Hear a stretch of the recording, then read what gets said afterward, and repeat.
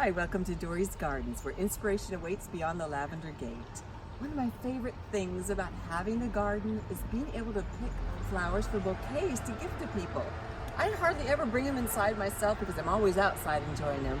But this is the season where you're visiting people, going to dinner, going out, and it's really nice to bring a bouquet to somebody. They really appreciate it. And so I'm just gonna walk around and we're gonna make one together and just give you some ideas.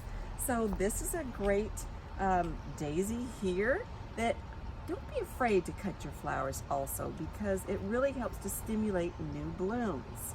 So when you're cutting, sometimes the stems are long, sometimes they're short, but that's okay because you can put them at different levels and it creates a real fullness. So we'll see what happens as we go along. So Michelle, keep up. I know you're so good at that.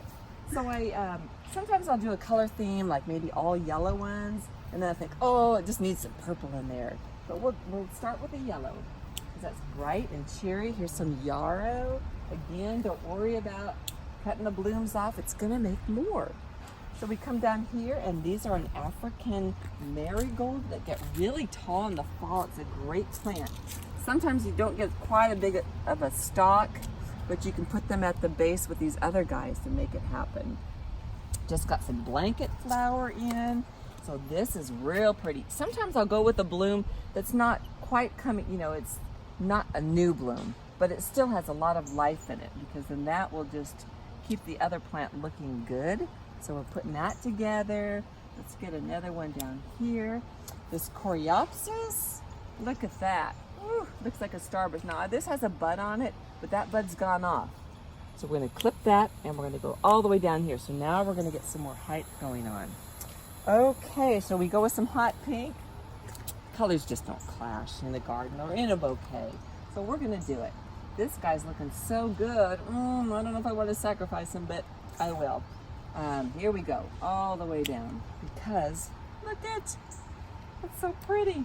These little guys, I don't know if the blooms are gonna stay on, so I shake them sometime. Is that gonna last in the bouquet? If it can go through that, it can last. So now we're getting it filled out. Let's see. Now, greenery is really nice in a bouquet. Some people don't think of using rosemary. This is a nice scent. Usually if you have a rosemary plant in the ground, it's huge anyways, so always needing trimming. This is just in a pot, but I don't think I'm gonna cut this one because I wanna leave it nice for the person who buys it. But see how that adds a lot of greenery. And we'll find some fern or something to put in there. Also, this umbrella palm, this is a really different look. See, you can always cut off one of those and they come right back up. Looks kind of like a papyrus, like you would think growing by the River Nile or something. But see how that just adds interest? Not fun? Okay, moving right along. Angelonia, not too many blooms on that. I'm gonna let it be. This one here, it could use a little bit of deadheading. See, there's new ones coming up. So this is I think it's the Picasso Veronica, Berry Van Gogh. So there, now we're starting to get some purples in there. See how it's changing as we go? All right, I'm gonna snip that off. Not gonna do the agapanthus because they only have one bloom a year. Okay, coleus, they're nice in a bouquet. This guy needs a bit of trimming.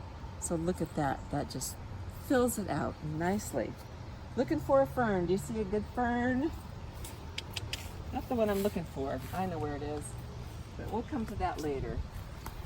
Let's see, let's move along over here. You're doing a good job, but keep it up, girl. So pentas, they're pretty in a bouquet. Usually you can get a nice long stem with that. So here we go, adding some more purple, see purple on that side. The Gara, look at this. Ooh, add a little bit of movement, a little white really sets off the colors. So we'll just keep going and going. Here's some blue salvia. See how we've got some down low, some up high. These are just kind of sticking out. And again, don't be afraid. And these are getting a little bit lost, but when you put them in a vase, you always have that edge that you can fill in around. Some echinacea, they're gonna last a good long time. We'll take a little snip off of that one. And that adds a prettiness. This firecracker plant, that's different. I mean, look at all those different colors. It's just coming together. I put the orange by the orange. And sometimes if you have it on a table that's round, it'll look one way on one side, and a totally different bouquet on the other side. So that's really neat to do. I've got some beautiful lavender colors through here. Wanted to add to it this Mexican bush sage. I love spires sticking up. It's just like, here I am, here I am. And then ones with a little bit of a curve. Sometimes that, well, it's kind of funky looking, but we'll keep it in there just for interest. And then these lollipops, they're very fun. So it's growing, growing, growing. And we're getting more and more colors in there, but it doesn't clash, it's just happy, happy, happy. So now, these flowers are all, they're all different sizes, but kind of similar, but we're gonna go out front and see if a hydrangea bloom will work, because they're so lovely right now. Remember last week, we saw all those beautiful ones. So let's go see my favorite one out front here. And we can find a small one down here somewhere, like this little guy.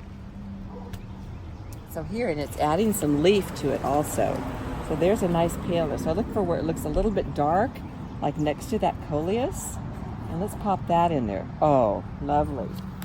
What else? More coreopsis. I think we need a little bit more yellow, don't you, Michelle? I do, that's beautiful. Yes, so here is this cestrum, which is a nice shrub, and this blooms all summer.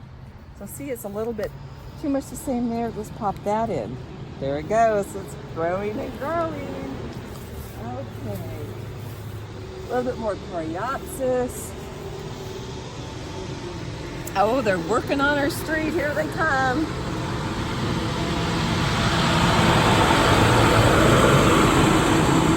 Sorry about that interruption, but you get to look at the flowers in the garden. So. Okay, let's see what else we have going on over here. We need a little bit more greenery. So here's a rosemary that's kind of a rescue plant. I was going to plant out here, so we'll put some of that in. And then the final thing, we're going to walk back here. There is a Kimberly Queen fern. Now they just last in the summertime, but what they tend to do is drop their spores, and so you get all these little ferns that come up in your garden next year. So they're a great plant, good investment, plus they're just lush as can be. Where are you? Well, here it is. Look at this. This is going to make it look like it came out of the florist shop. And I kind of like to do threesomes. See, this is just really doing it now. And then the baby's breath of the garden is that euphorbia. Where do we put that? Over here? Let's see. Come on, you're going all over with me. So this one here is lovely, just to add a little bit of lightness. It's beautiful. So let's see. Okay, that looks like you ordered it. We did order it. Especially for you. So I hope that gave you some ideas. Don't be afraid to cut your flowers. Let your kids go out and cut them. It'll just give them such a joy. That's how I got into gardening, was I would cut my mother's as dahlias and make her a bouquet. So just make sure that they don't cut your neighbor's flowers, if they check the right ones, or they don't eat them. But just enjoy your children in your garden and the flowers, and give a bouquet to a friend, maybe a neighbor who doesn't get out or anything. So be a blessing. Until next time, happy gardening.